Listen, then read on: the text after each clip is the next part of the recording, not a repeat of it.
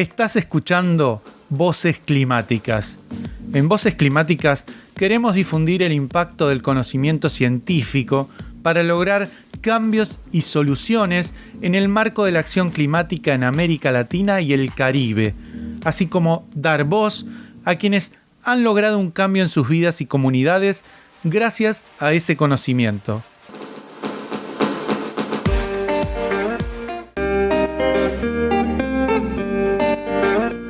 ¿Cómo se pueden potenciar las estrategias socioambientales que están llevando a cabo las mujeres migrantes que viven en barrios marginalizados de Buenos Aires? ¿Cuáles son los vínculos entre cambio climático, género y migración en un territorio particular? En este episodio de Voces Climáticas te presentamos la iniciativa Migrantas en Reconquista.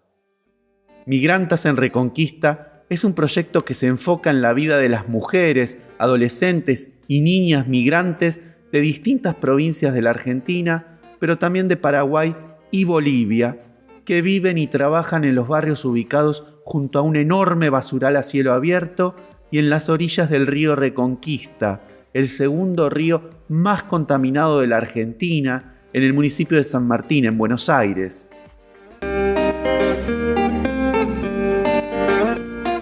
Conversamos con Natalia Gavazo, antropóloga, investigadora y docente de la Escuela Interdisciplinaria de Altos Estudios Sociales, IDAES, de la Universidad Nacional de San Martín, codirectora del proyecto.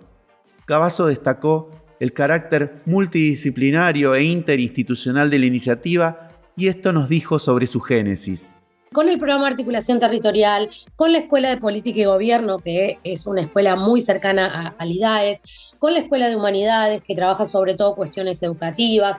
con el Instituto de Arquitectura, que tiene también una visión del urbanismo muy vinculada a las ciencias sociales, y con la Escuela de Ingeniería Ambiental, que es el 3IA dentro de la universidad, que son los bioquímicos, los biólogos, a pensar este proyecto que se enfoca en las mujeres trabajadoras migrantes que residen en estos barrios y sobre todo pensar en qué tipo de estrategias socioambientales ellas han debido enfrentar y deben enfrentar a diario como líderes de sus comunidades, como cuidadoras de sus familias y de sus comunidades, para explorar no solo, digamos, de qué manera ellas están sobreviviendo a las distintas vulnerabilidades que vivir en estos territorios conllevan, sino también de qué manera fortalecer su resiliencia y sus capacidades como líderes de sus comunidades. Entonces, este proyecto surge un poco de la necesidad y de la oportunidad que da la IDRC de realizar una serie de actividades que estaban ya en la agenda de las organizaciones, en la agenda del territorio, en la agenda de la universidad como colaborador de estas acciones, y a la vez como una oportunidad de organizar una investigación interdisciplinaria que es tan difícil muchas veces de realizar. Nosotras venimos de las ciencias sociales, pero fuimos abriendo este paño y fuimos seleccionados el último proyecto de América Latina en esa convocatoria, que fue muy interesante. Primero un honor porque fueron muchos proyectos, pero a la vez muy interesante porque pudimos dialogar con proyectos hermanos, digamos, de África y de Asia, ¿no? En África de Benín, de Congo y de Nigeria, y en Asia de Bangladesh y Nepal, que parecen realidades tan distintas, y lo son en muchos sentidos, pero que enfrentan, que las sociedades y las comunidades de estos territorios más degradados enfrentan a diario, son desafíos muy, muy similares. Es importante tener en cuenta las características del territorio y las comunidades participantes en el proyecto. Así lo describió Gavazo. Son 15 barrios que están a la orilla del río Reconquista, que es el segundo río más contaminado del país, al lado del basural del SEAMSE, que es el basural al que va a parar toda la basura de los 34 municipios del Gran Buenos Aires, en donde hay un entramado de organizaciones de la sociedad civil realmente muy rico, mayormente liderado por mujeres, en donde hay una población migrante también muy importante, tanto migrantes internacionales, y de hecho es muy conocido en la zona, bueno, los paraguayos es como la verdad, la referencia, el paisaje, los sonidos, las comidas, su identidad en el barrio, pero también muchos migrantes del norte del país, de distintas provincias del NOA, del NEA, de Chaco, que también llegan a la ciudad de Buenos Aires y se han ido a lo largo de las décadas a instalar. El basural del SEAMSE es reconocido como un punto crítico mundial de metano. En ese sentido, este proyecto cruzó los aspectos medioambientales y de cambio climático con las historias de migración, trabajo, subsistencia familiar y la salud de población participante con una perspectiva de género. Una de las maneras de pensar el cambio climático en nuestro caso era ver el lugar de origen de las mujeres migrantes, y descubrimos que gran parte de estas mujeres migrantes venían de zonas rurales, de familias que trabajaban la tierra y que, digamos, cuya forma de subsistencia mediante agricultura familiar se vio amenazada por el corrimiento de la frontera sojera, el crecimiento de la agroindustria en las provincias del norte argentino y en Paraguay, Bolivia, Perú, Chile, de donde vienen nuestras migrantas. Y bueno, conocer esas historias fue importante para comprender, digamos, tal vez ese primer impacto de lo que podemos llamar cambio climático o crisis climática o crisis ambiental en la vida de estas personas y en lo que implica eso a nivel de desplazamiento de poblaciones hacia las periferias urbanas, en donde también hay problemas ambientales graves, como en el caso del humedal del río Reconquista, que, digamos, fue explotado, que ha sido y sigue siendo un recipiente de agrotóxicos desde el campo, de residuos industriales en todo lo que son los municipios del Gran Buenos Aires, y que a la vez, a la altura del partido de San Martín, el municipio donde se encuentra la universidad, se ve agravada su situación por la presencia de este basural, que es un basural a cielo abierto, y todo esto son gases que las propias personas están consumiendo y que impacta, y esta fue otra traducción, en la salud de las personas, que nacen muchas veces los niños o que van desarrollando a lo largo de sus vidas enfermedades respiratorias, enfermedades dermatológicas, enfermedades gastroenterológicas. El objetivo de Migrantas en Reconquista fue identificar y potenciar las estrategias socioambientales que las mujeres han desarrollado para el mantenimiento de sus núcleos familiares y al mismo tiempo conocer sus experiencias en torno a la migración, el trabajo, la familia y el medio ambiente. Se buscó así valorizar sus saberes para lidiar con las desigualdades y fortalecer sus capacidades de gestión. El proyecto tuvo 4 objetivos concretos. El primero, recabar información. El segundo, fortalecer las redes interinstitucionales del territorio.